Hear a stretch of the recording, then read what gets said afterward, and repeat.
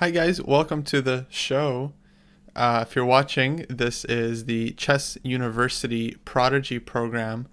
This is the first lesson of the month. This is the free lesson that we're kind of opening up to everybody.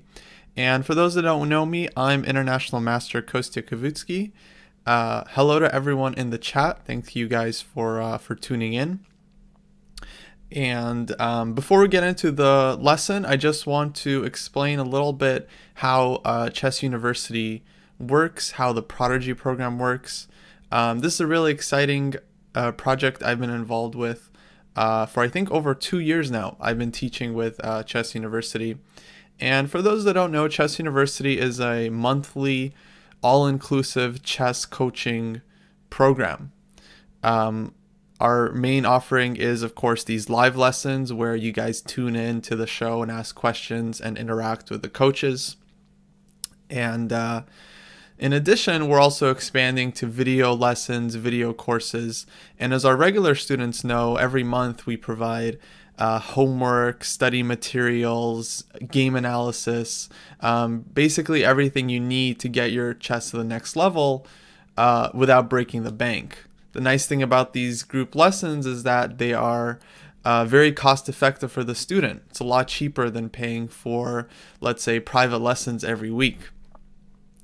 Well, it looks like the show is nice and live on Twitch. And for this lesson today, this is the 2000 plus section. So this is gonna be tough. I've prepared some really cool examples today. I'm gonna be forcing you guys to calculate, and really gonna be pushing you guys to calculate as hard as you can and visualize as much as you can in today's lesson.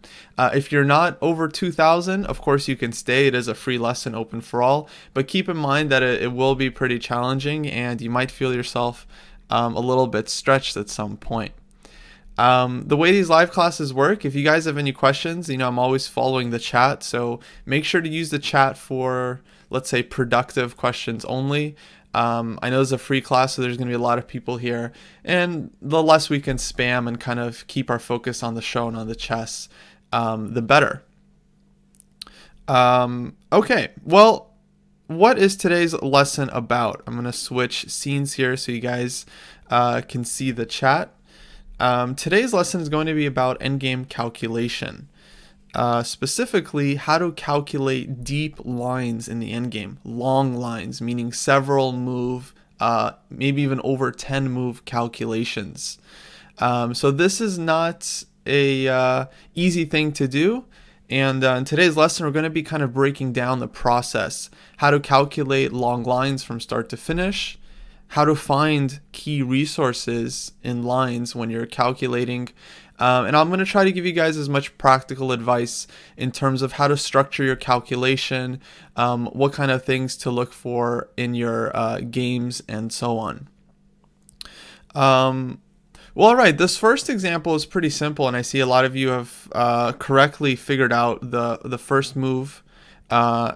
And yeah, this one is pretty simple. I just wanted to start with a base example just to kind of illustrate what kind of positions and calculations we're going to be talking about here. Well, this position is white to play and win. It is a study. And the way we're going to do this is normally I would just play through the examples move by move and you can see it. But because this is the 2000 plus section, I'm going to be forcing you guys to visualize a lot of moves. And then, of course, we can play through the examples later. Well, the right move is queen takes f6. So those of you that got that, good job. And for the future examples, I'm going to ask you guys to write in your full solution, meaning the entire line. This one is not super necessary because it's pretty obvious what the moves are going to be. But in future puzzles, the second and third moves are going to be maybe not as obvious, and so writing the full solution will be very important. Okay, so after queen takes f6, this is a nice little simplifying combination. Black is forced to take back. White plays rook takes b6. Black has to move the king. Rook takes f6. King takes f6. And white wins because after b6, the pawn is promoting because black's king is going to be on f6 and outside the square of the pawn.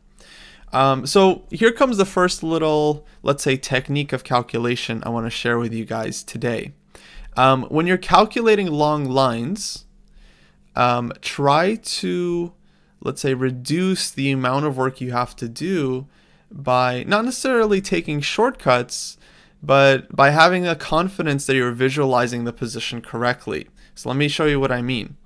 Let's say you're visualizing queen takes f6, queen takes, rook takes b6, king to e7, rook takes f6, king takes f6, and you see that after b6, the king is on f6, we'll highlight that in red, and outside the square of the pawn.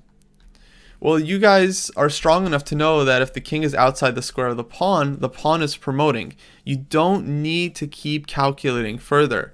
Now, if you can, if you're just not sure, you can say, okay, black will play king to e7, I play b7, black goes back, and then I promote and win the game.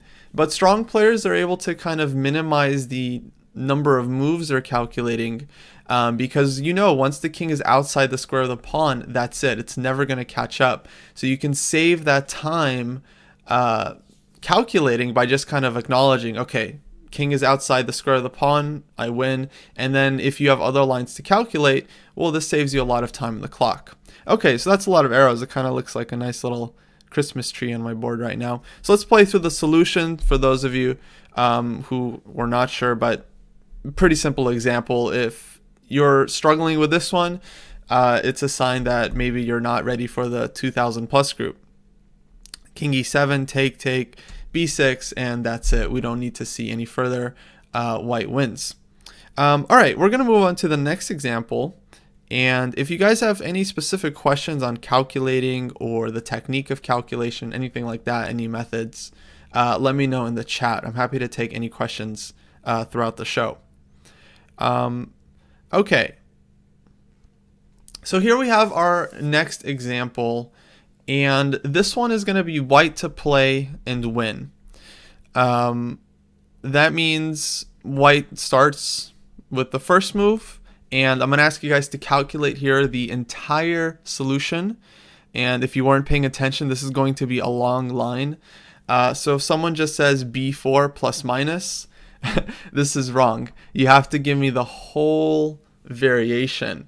And you guys don't feel like you have to rush just because there's a lot of people in the chat. We're going to spend a couple minutes on each problem. And so I'm going to give you guys the time you need to type out your solutions, because this is going to be quite a lengthy solution. So obviously I understand. I'm going to give you guys the time to write out your answers. The other nice thing actually about this format is that because I'm streaming, via the internet, there's a little bit of a delay between when I stream from my computer and when it shows up on your side. And that means that you guys have, at least 15 to 20 seconds on every puzzle where no chat comments are going to come in because of the delay, and you can just focus and not look at anyone else's solution and try to figure things out for yourself. Okay, well, I'm going to start talking less now to give you guys a chance to focus, and I want to see if you're going to be able to visualize the full solution start to finish that shows that white is winning.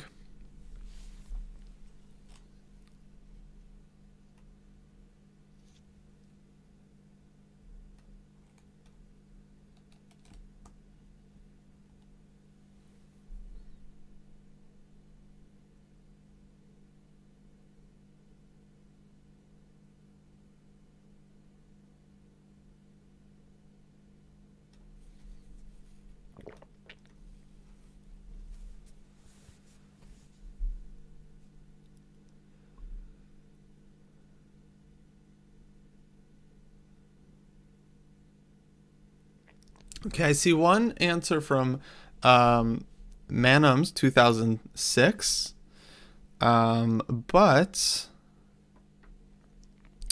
this one is not right. So let's look at the line. So the line was b4, f5. Oh, sorry, he wanted to play king b4, f5, a4, f4, king c4. And he's saying that the king is in the square of the pawn, so he's going to stop the f pawn, but the a pawn is going to promote. But what's the problem here, guys? The problem is that black is not just going to run the pawn down the board and let you take it. Black's pawn is on f4, your pawn is on a4.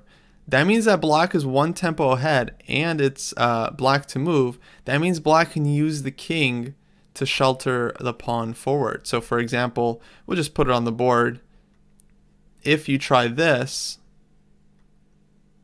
well, the king is just going to come in.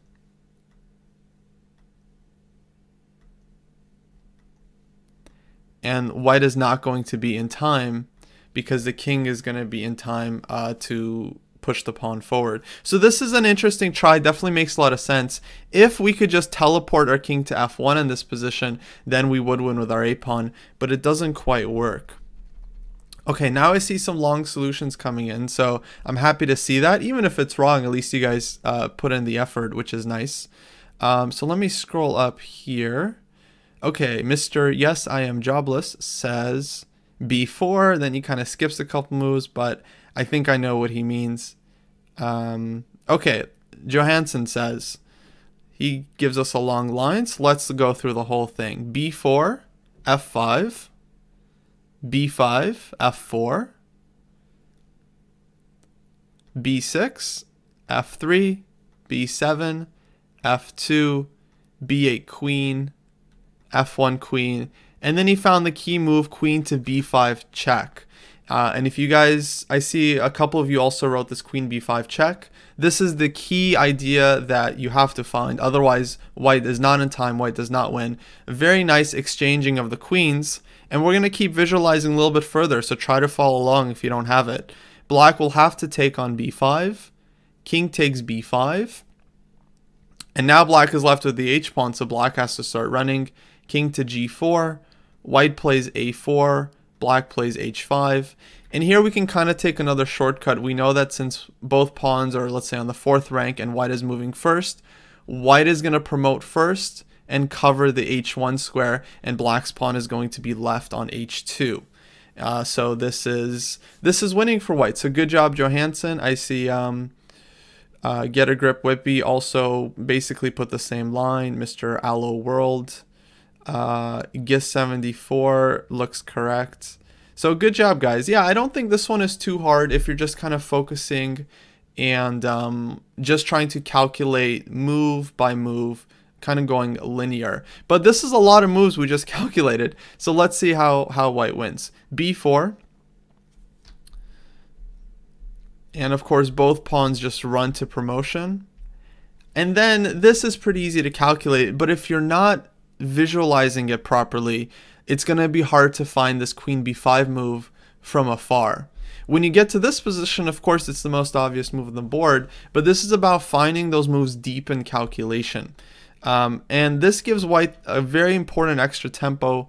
That's why I love this study so much. It's just so pure and simple. Getting the king off the a file and away from blocking the pawn, and white is just one tempo faster. And like I mentioned before, when you get in this situation where the pawns are basically equal to each other, but white is promoting first, we know that there's all these tactics along the diagonal, and since both pawns are rook pawns, that ends up being a problem for the defensive side, and so white is winning here. I see the question in the chat from rtoms2. If the king goes straight toward f1, why won't that win? This is actually a line I covered a couple minutes ago because someone suggested it, and it makes sense. If you can just transport your king here to f2 or f1, blockade black's pawn, you should win with the a pawn. The problem is you're not in time because black is going to use his king, and anytime you take a step, black's king is going to take a step towards g2 and make sure the pawn promotes. So this isn't helpful for white. Okay, but let's see, how many moves is that? So this was a 12 move calculation, although technically you could have stopped a couple moves earlier when it was clear that your pawn is going to queen first. So if you're calculating a long line. 12 moves does seem like a lot. But this example, the reason I wanted to kind of do this one at this stage, it's pretty linear. Apart from the initial position, there's no real decisions white has to make. You know, once you start pushing the pawn, you just have to push it all the way up. Black is going to do the same thing. It's not too challenging to kind of figure out what moves are going to happen. The real challenge is just kind of the visualization of the long line.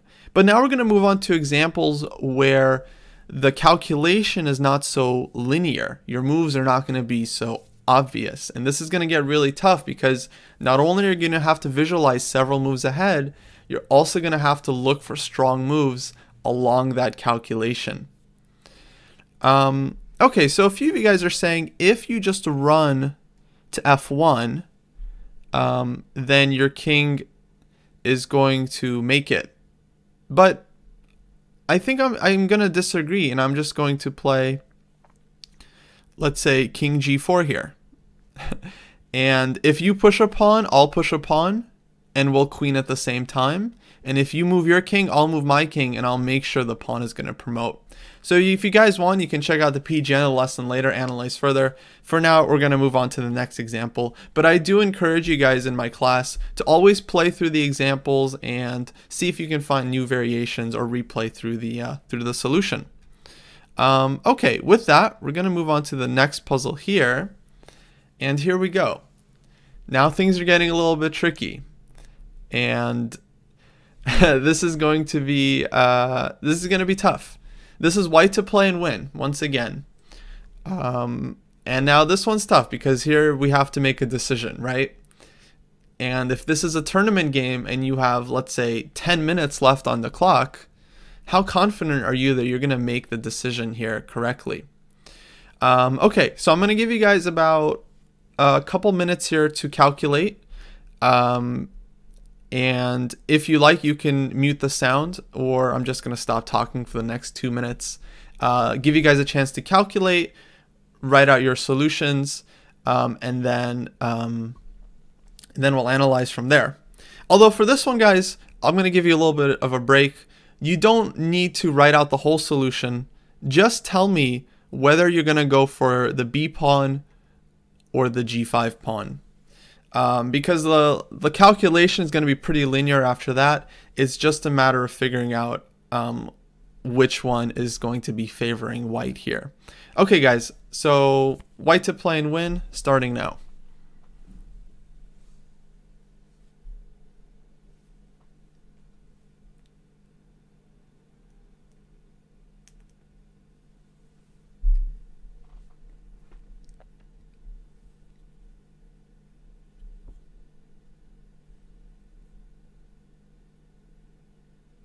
Okay, I see a lot of answers for G-pawn, but honestly, guys, I don't know if you've calculated and you're correct or if you're just guessing.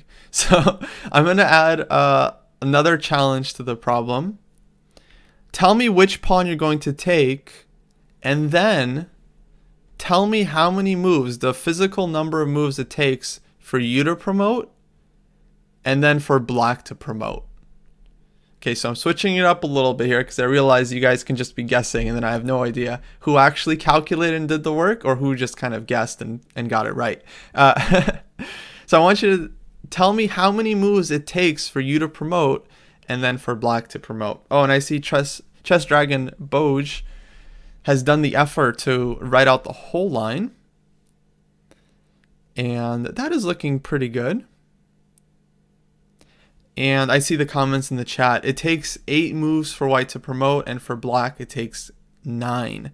And that means that white is going to promote 1 move ahead of time. Okay, good job, guys. Yeah, you're doing really well. I mean, for the free class, I'm actually impressed. I think you guys are doing a nice job here. Okay, so here, this is a tough situation because you have to be very, very precise with your calculation, and you have 2 options. Now, most players would start looking at king c6 first because the king is closer to the b pawn, and that makes sense. So here we simply just have to count moves. I mean, it's a matter of counting. This is a race, and counting it's kind of a fundamental skill in chess. not only when you're counting number of attackers and defenders, but also simply counting moves to achieve your goal. Okay, so king c6 is 1, 2, 3, 4, 5, 6, 7 moves. And for black, it would be 1, 2, 3, 4, 5, 6, 7 moves. So if white goes first here and plays king c6, it takes him 7 moves to promote. It takes black 7 moves to promote. That means white will promote first, black will promote immediately after, and it will be queen versus queen. So normally that means a draw, and that is the case in this line. King c6 leads to a draw. I think I saw a few of you guys write that in the chat, so that is a correct evaluation. And the only thing to watch out for in this line is, of course, those skewer tactics that you guys have probably seen in the endgame. So if, for example, white promoted first and black's king was on e3 rather than f3, although that's not really possible. But if the queen promotes on g1, then at the end of the line, white will have queen to b6 check, skewering the king and queen on this diagonal. Or if the king was somehow on the g file, then white could come around from behind. So those things do happen, guys. Don't assume just because we're promoting at the same time it's going to be a draw. You should always visualize the position accurately and then double check. Make sure you don't have any weird tactics with the queen or checks or skewers, for example. Of course, one thing I didn't mention, but when you're moving the king, you have to be very, very cognizant of the promotion square for your opponent. This is the easiest way to blunder, and a lot of positions really hinge upon this. After you take the pawn, where you put the king next can be of crucial importance. In this case, it doesn't really matter so much, but from white's point of view, we don't want to put our king on these squares because that means that black is going to promote with check. From black's point of view, if we just play out the line here, black has to be a little bit more precise. So let's say we'll play king c6 here for white. If black just plays king to f4, this is an immediately losing blunder because white is going to promote first and with check and is going to get back in time to stop the pawn and win.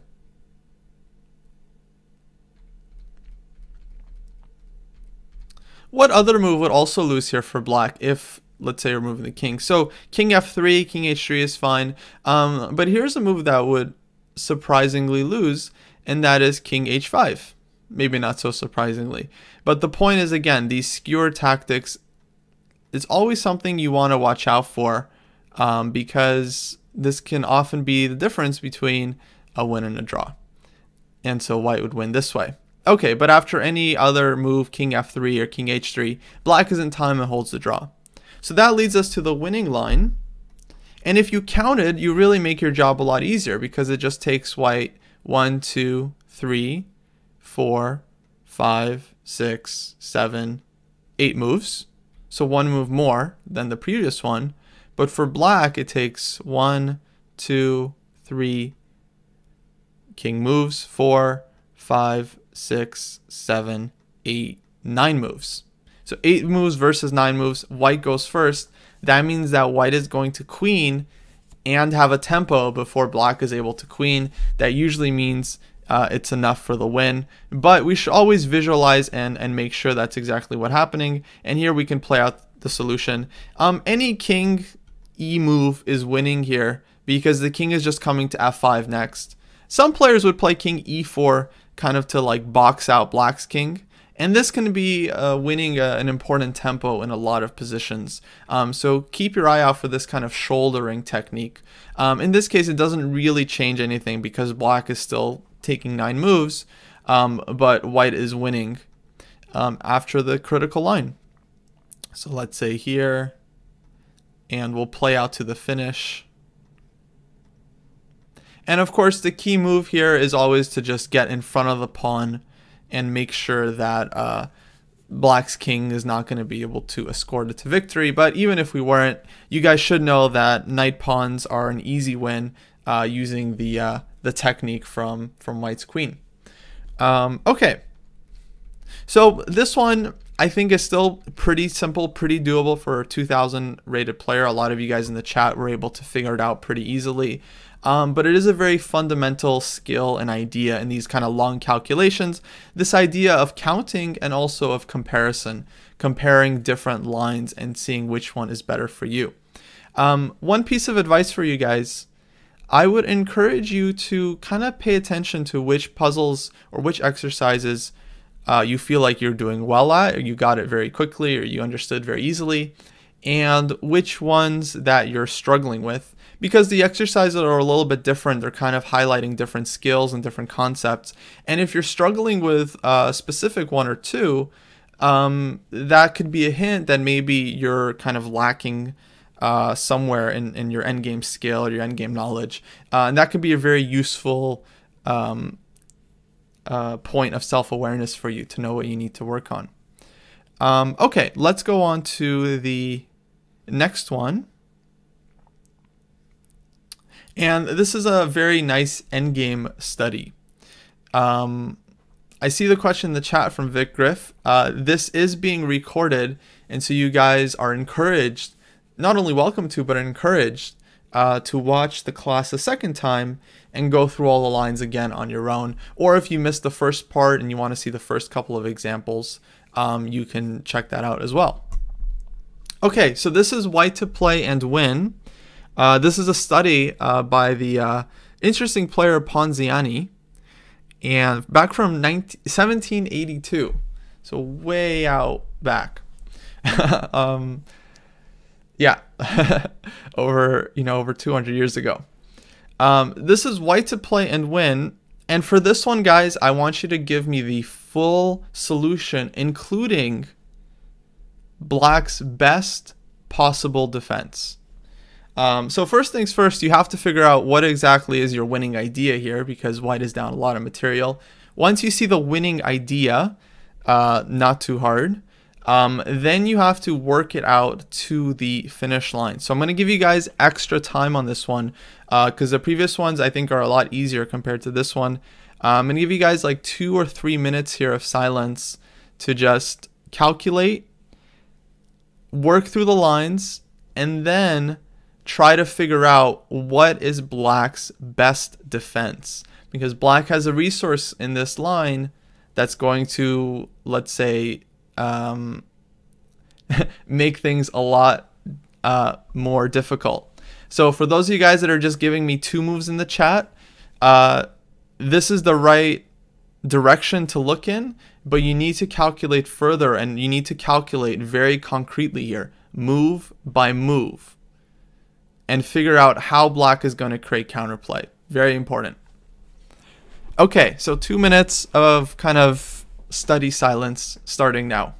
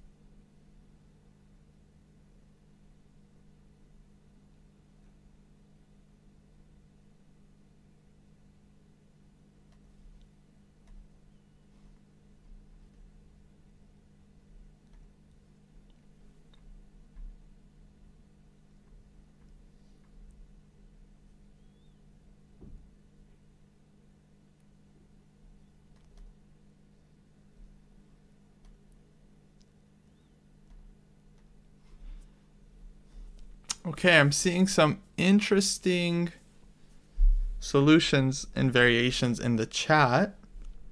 And you guys are definitely getting, let's say, one of the main lines. But I would listen to Mr. Sully Griffin. This is a wise player here who says bishop g1 might be a problem.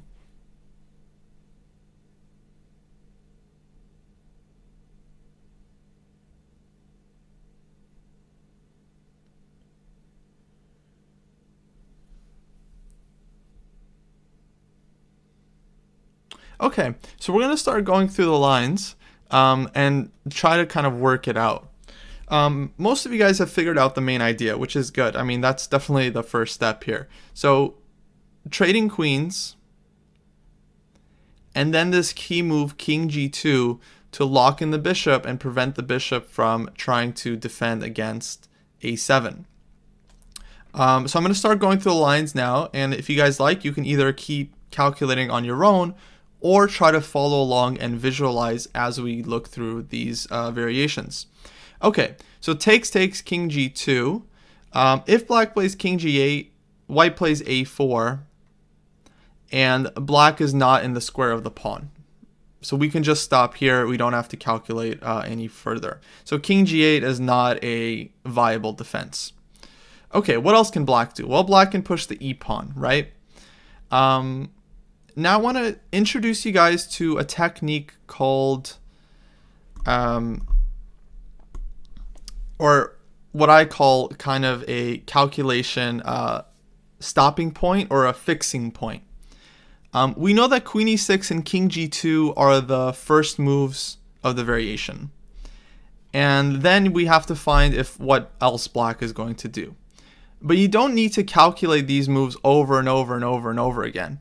In your games, when you're playing a tournament and you're visualizing, I know a lot of you do this because it's very, very natural for chess players to do this. But if you're calculating some long line, you kind of keep visualizing queen takes queen, pawn takes queen, king g2 in your head, and then you try to calculate, and then you go to the start and you play queen takes queen in your head again, and king g2, and then you try to visualize. But it's more effective to say, okay, this is going to be the first move. So visualize the position after queen takes e6, d takes e6, king to g2, and fix that position in your brain. That is your new, let's say, starting position. And then here you have to look for black's move and what black is going to do. And then when you recalculate, you can just go back to this fixed position in your head. So this is kind of an advanced technique. This is something I learned about when I was already at actually a pretty high level, maybe 2300, 2350. And then I realized you could do this. You don't have to just keep calculating the same moves over and over again. And it's a very, very useful tool, especially if, let's say, you have to calculate 4 moves ahead, and then you have to create a fixed point there, and then you have to decide from a number of different variations. Okay, so let's keep going. So in the starting position, the new starting position, black cannot play king g8. They're not in time. So black will play e5. And then most of you guys saw that if a4, then black actually queens first, but white is going to queen with a back rank mate. So black queens, white queens, black has to block on e8, white takes, and checkmate. If black queens to a knight, this is an important important idea that someone pointed out. It's clever, but not quite working. White can play, for example, king h3 or king to h1, and next move, white promotes, black cannot stop it, and that's going to be back rank mate. Okay, so we can play through this line out just for the crowd who really needs to visualize things, because it's very satisfying to actually see it on the board after you've been visualizing it this whole time. Okay, so this line is good. If you found this line and you saw that white wins, I'm going to give you 60% of the credit. But black has a better defense. And I think some of you have already mentioned it in the chat. So if you found black's best defense and you found how white wins after that, good job. So we'll go from the starting position because I do want to work on you guys with the visualization. So queen takes e6, pawn takes e6, king to g2. Of course, we didn't need to do this. E5, a4. Actually, okay, I'll put this here. E4, a5. And in this position, on move 4, black has a brilliant resource, bishop to g1, that I saw a number of you guys pointed out. Bishop is now on the right diagonal, so we have to take on g1. 100% have to take. This is forced. And now the point is that since our king is on g1, black is now going to be queening with a check. So black plays e3, a6, e2, a7, black queens first with check, and black wins. But I think I saw someone in the chat, Gulio, maybe someone else as well. After black plays e3, white's pawn is still on a5. Or excuse me, white's pawn is on a5. White has the key move king to f1, stopping both pawns. So we're really going to have to visualize here if you're struggling. King is on f1. Black's pawn is on e3. No bishop. White pawn only on a5. But because the king is kind of in the so-called wandering square, the square of the two pawns, black cannot use just these two pawns to promote. Black has to start running the h-pawn, but of course is not going to be in time. And after this very nice move, king to f1 on move 6 of the variation, white is able to win. Okay, let's play through it. You guys have struggled enough. And so if you just saw the line like I mentioned with e3, you know, you can get 60% because you found this key idea, king to g2. But becoming a real strong chess player is about finding those moves that are not obvious but make all the difference. Bishop g1 doesn't save the game here for black, but it is a very nice resource that if you didn't see, well, in a game, if you miss one resource and you calculate this long line, you could easily lose the whole game because of that. So working on these kinds of problems is really fundamental for players who are like 2000 rating, trying to get to master.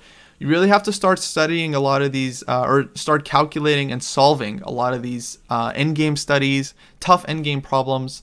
I'll go over some of the advantages in a little bit, but they really do tremendous things for your chess. And of course, it takes real skill to be able to find king to f1, this kind of quiet move at the end of a variation in order to win the game. And amazingly, white is winning here.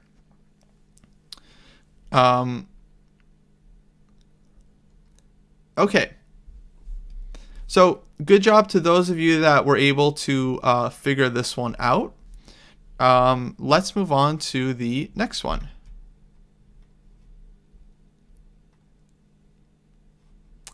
Okay, guys, so this one is this is a fun problem. Oh, I see the question from Gis. What if black plays h5, h4? Yeah, black is basically just not in time in this variation. And you can go back and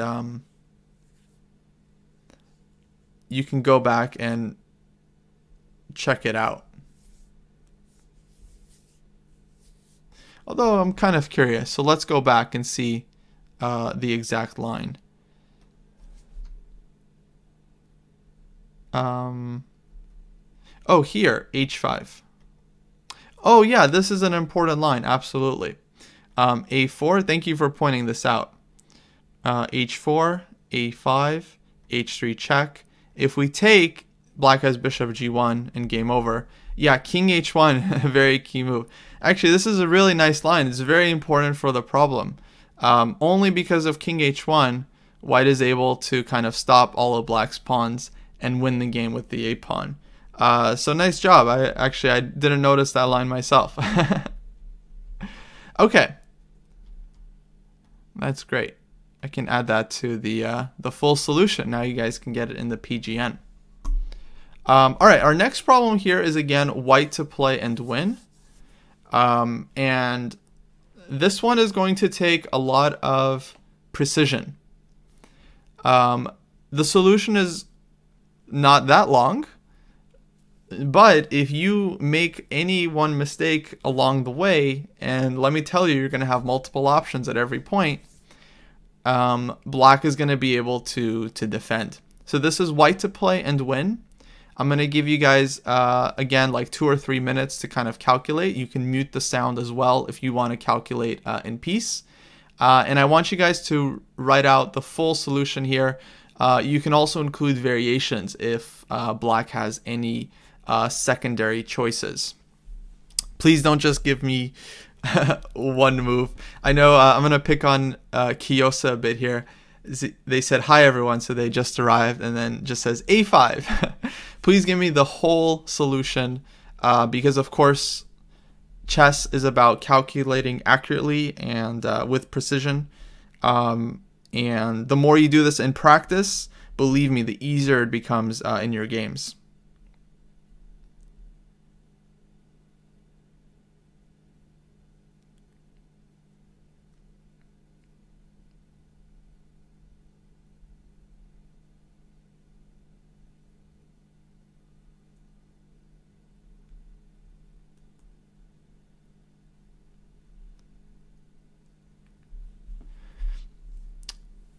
Okay, so someone says they think they've seen this study before, but that's the problem. Even if you've seen something before, you still have to work it out because white has some tempting options. But what if you can't calculate? Well, you've come to the right place, and I encourage you to watch the beginning of the lesson when the video recording is available. Because we do go over some of the fundamental steps of calculation.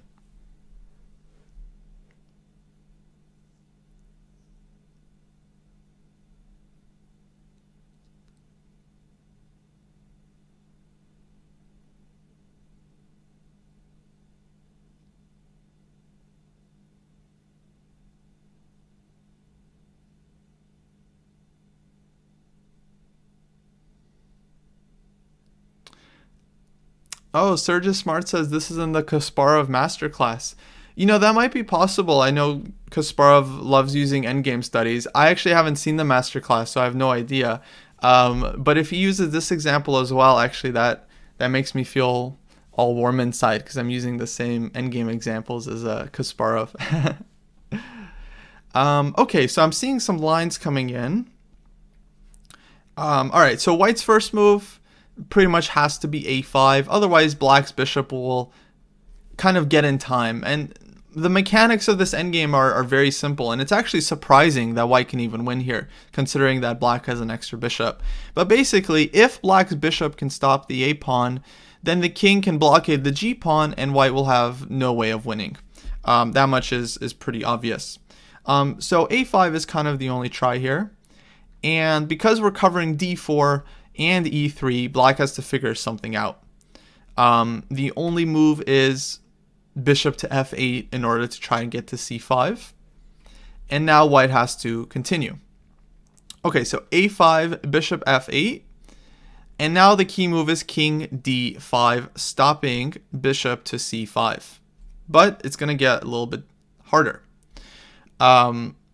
If white plays king to D4, for example, instead, well then black plays bishop d6, a6, bishop b8, and black covers a7 and draws the game. So king d4 is not right. King d5 is very important. Now, someone mentioned g5 check on move 2, so that after king takes g5, then we play king to d5, and black can't come back with bishop to h6. So let's look at that. So a5, bishop f8, g5 check, king takes g5, king d5. Let's fix this position in our minds and try to figure out what can black do here to stop the a-pawn.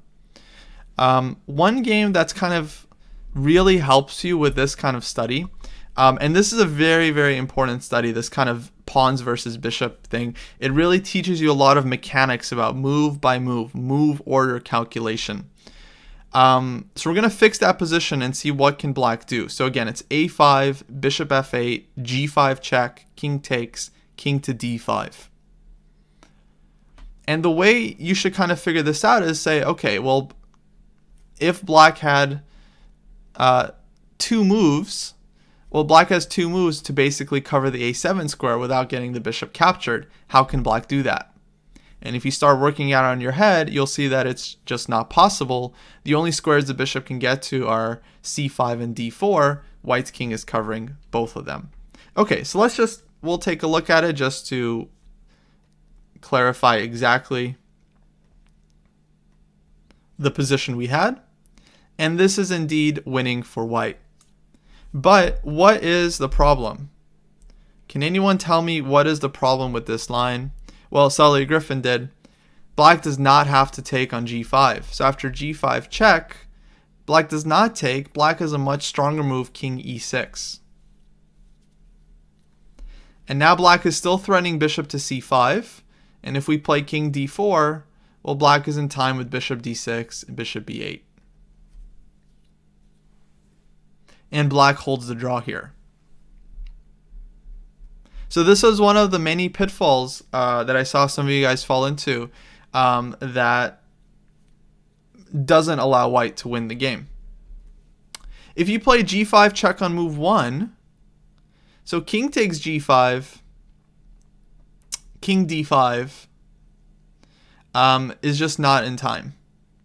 For example, we can play here, a5, bishop h6, and a6, bishop e3.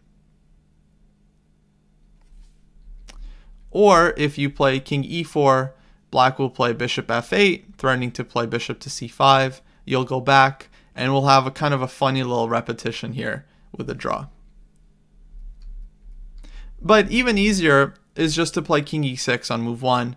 And here black is holding a draw pretty easily because white is not going to be able to get this king d5.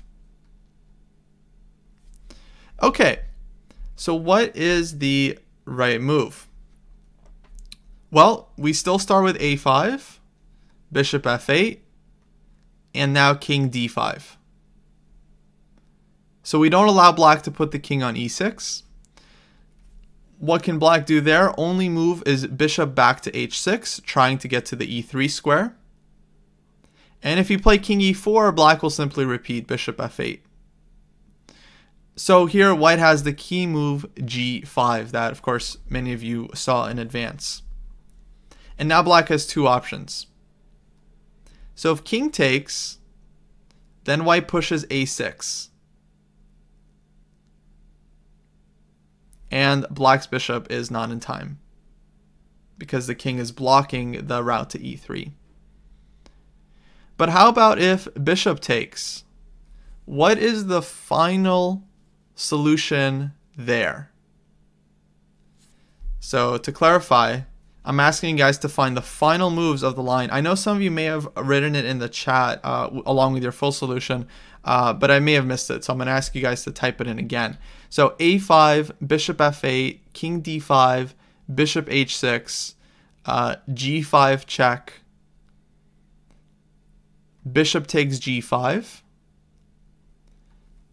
I want you guys to give me the continuation there. How does white win from that position? So you might want to fix this position in your head. Again, this technique of fixing is very important. Fix this position in your head and then try to figure it out.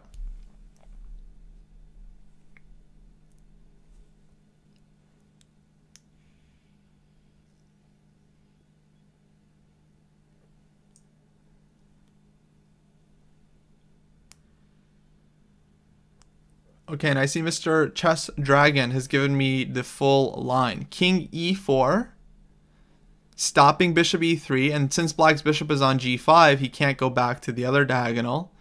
But black can keep trying. Bishop h4, trying to get to f2. And again, this is the game I play. I just think, okay, how can the bishop get to a7 in 3 moves? So bishop h4, bishop f2. And in this position, white plays king f3, another preparatory move, another waiting move. And now the bishop is truly out of time. You can go to e1, we push a6, goes to a5, we push a7, game over. All right, let's play through, because this one is really, you know, probably making your head spin. But it's a very, very nice display of really the technique and precision you need for a lot of these endgames. So a5, bishop f8, king d5, black goes back, g5 check. Now king takes g5, a6, the bishop is done. So bishop takes g5, and now the key move, king goes back to e4. Bishop tries one last time to get to this critical diagonal, king f3, and the black can resign. Game over. This one is a tough one, and I think very few of you got it right from start to finish. Of course, you did not have a lot of time. I mean, 3 minutes. I would suggest spending up to 10 minutes on this kind of problem, 10 to 15 minutes to really try and work it out. But I'm sure it's clear that this is more challenging just because you have multiple options on every move.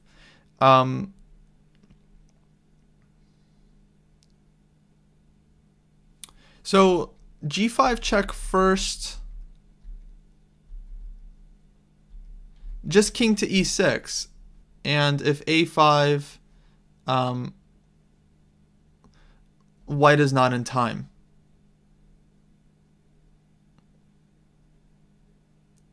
Because whenever the king goes to d4, black will have bishop d6. And the king is always in the square of the g-pawn, so it's not... so white's g-pawn is never able to make any kind of useful appearance in this line. In the other line, of course, it plays the key role. So if you start with g5, king e6, the problem is that the bishop is just easily getting to d6, and whoops, and then b8, and black is holding the draw here. Okay, guys, now we're gonna move on. Let's see, I'm trying to figure out the timing here. We're gonna do this problem kind of together, and then I want to finish with the last position, which is one of my favorite endgame studies because I really like it. Okay, so here we have another king and pawn endgame, and this is white to play and win. And something about these endgame studies, why they are so useful for your overall chess, they really force you not only to calculate some lines that are long, but specifically they force you to look for these creative resources, these moves that you were not expecting. And this really builds up your imagination. It boosts your intuition as well. It really just makes you a stronger chess player in all parts of the game, not just the end game. It is going to be your way of training your middle game calculation as well.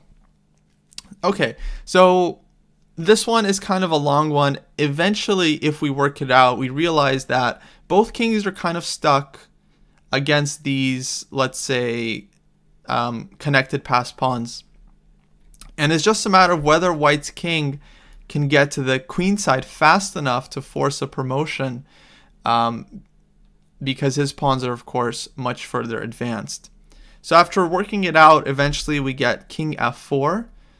Very, very important waiting move. Not really waiting move. You're kind of improving your king before making this final run.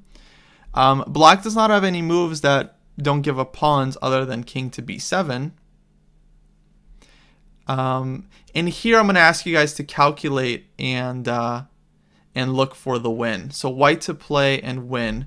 And I want you to give me the full solution here. So I helped you out a little bit by showing you the first move, but now I want you to give me the whole solution from here.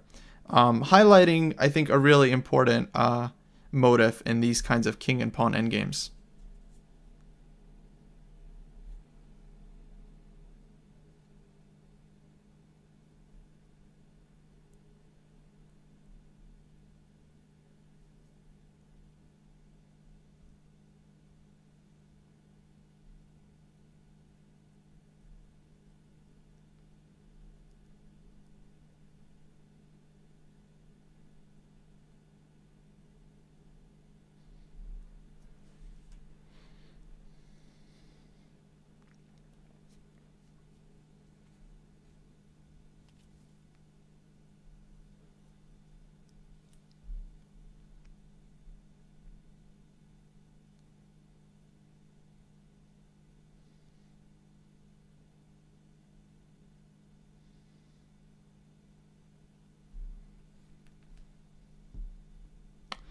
Okay, so king f5 here, or king g5, this is not going to be good for white. Black will simply promote the g pawn and win the game. So white's only chance if white wants to win is to somehow make it to the queen side and promote the pawn.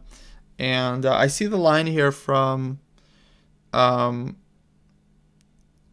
Chessmaster Jr., and this looks good, so good job. And of course I know a few of you are going to find it as well. So here's the solution. If you got it right, kudos. c5, and we're going to visualize this one as well. This basically forces black to take, otherwise white will take on d6, and then white is just in time. King e5, g3, king d6, g2, and the key resource b8 equals queen check, king takes a8, king to c7, black queens, b7 check, king a7, b8 equals queen check, king a6, and queen to b6, checkmate. Notice that even though black's queen is on g1, black took with this pawn on c5, blocking the queen from covering the b6 square. So this is a very, very nice finish to the game, because white is just in time, and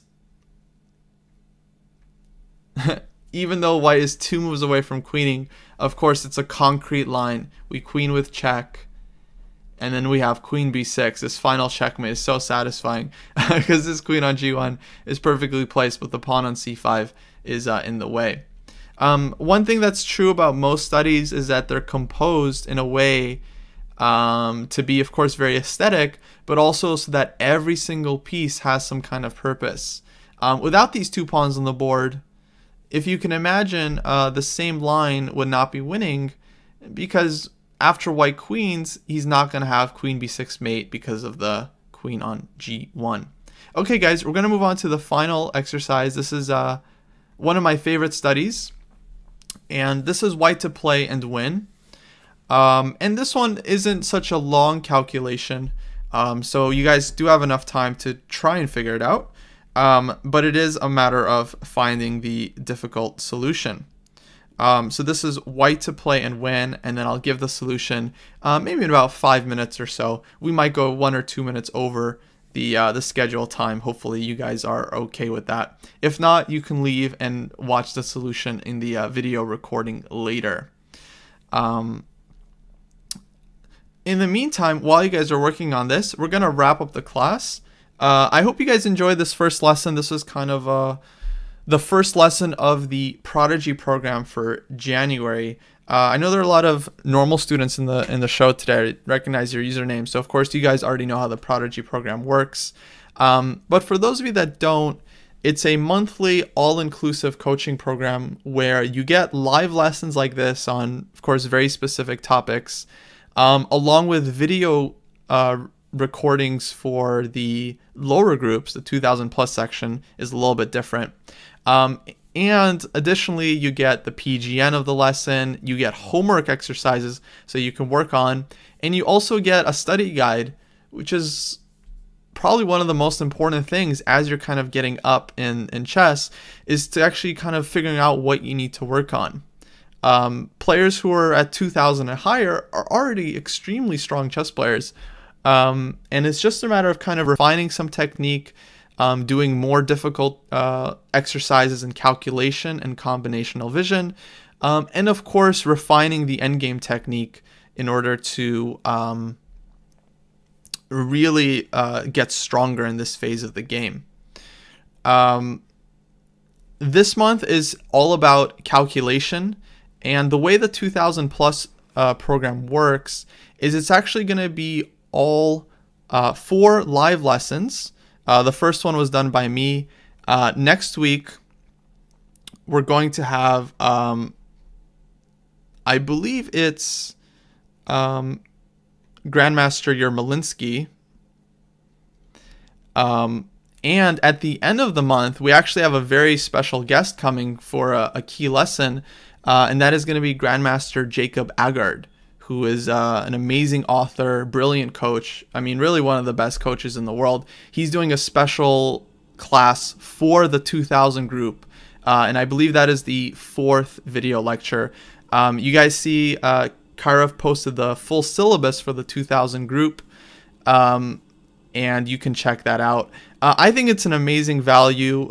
Whenever I get requests for, let's say, private lessons, but if, let's say, finances are an option or the student wants some kind of more effective coaching program, I think the Prodigy program makes a lot of sense. It's $100 for the whole month, and you get, you know, these live lessons, you get the homework, you get all these extra resources, and it's really, I think, a great value compared to, let's say, private lessons where you're kind of paying the GM rate, you know, every single week. Okay, so let's see. I see some solutions so far. And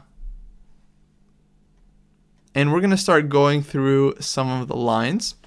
So how does white win here? Well, white is needing to promote one of the pawns, right? And this solution is really, really cool. We're going to go through it step by step. So I'm going to give you guys a chance to find every single move along the way. So the first move is a6. I think d7 looks more natural because you're trying to promote. But after rook to d1, the problem is black is going to take the pawn with check, and white is not going to win. Probably a draw is the most likely result. Okay, so a6. Any other move, black is going to play rook h1 and take the bishop, right? If black plays rook h1 here, then black's rook is not going to be in time. White can push d7, for example. Whoops. White can push a7. Black takes the bishop with check. King goes to, have to be accurate here. Let's say king to g8. And if the rook comes around, we're going to push d7 and one of the pawns promotes. So d7, oh, I see rook f7 is also possible, and black takes this pawn, and that's an easy win as well, or easy draw for black as well. Okay, so a6, what is black's move there? Well, he has to go rook to a1. Now if a7, black takes with check. So there's no bishop g1, we're not in time, black draws. So a6, rook a1. And if we go d7, then black switches, rook to d1. a7, black will take on d7 with check, and then take the pawn. So what to do? Okay, I see some of you have found the key second move already. So a6, rook a1, bishop g1 check. Very nice. Now black either takes the bishop or moves the king. If black after a6 plays rook f7 check, this is a good question. We'll just play king to g8, and the problem is this rook is going to be stuck. If rook a7, we always have bishop to g1, and so white is just winning here. If rook d7, white can push a6, push a7, and then black takes and the skewer, or white can even win slower just by bringing in the king, because this rook is going to be stuck on d7 and white's bishop is controlling the d pawn, and black's rook will never be able to take both pawns. So a6, rook a1, bishop g1 check, the key move. Let's say the king moves, then we push a7, and because this pawn is secure, next we're going to push d7. And this is what we call, in the Soviet chess culture, you know, it's called pants. You're putting on your pants one leg at a time, whereas the pawns move forward one square at the time, and usually it's the king that can't keep up with both of them. In this case, it's the rook. But what happens after a6, rook a1, bishop g1 check, rook takes g1? This was the key idea in the study, but how does white win from there? And this will be kind of the nice finish we're looking for.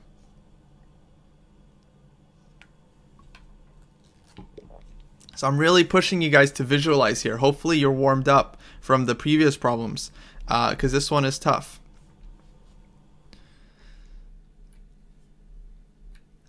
So a6, rook a1, bishop g1 check, rook takes g1, white to play. If you play a7, black plays rook a1, threatening to take the pawn. If you play d7, I take on a7, and the pawn is pinned. So it's not working. Let's go through that line again. a6, rook a1, bishop g1 check, rook takes g1. If you push a7, we play rook a1, and we're going to take both pawns with check. If you play d7 first, I play rook d1. And if you queen, I'll take it. If you push a7, guess what? I take on d7 with check, and I take your a7 pawn. Black wins. So what to do? Okay, I see some of you guys wrote the key move in the chat. Good job. I mean, truly, this is an amazing move in my eyes. a6, we're going to play through it now. Rook a1, check, rook takes g1.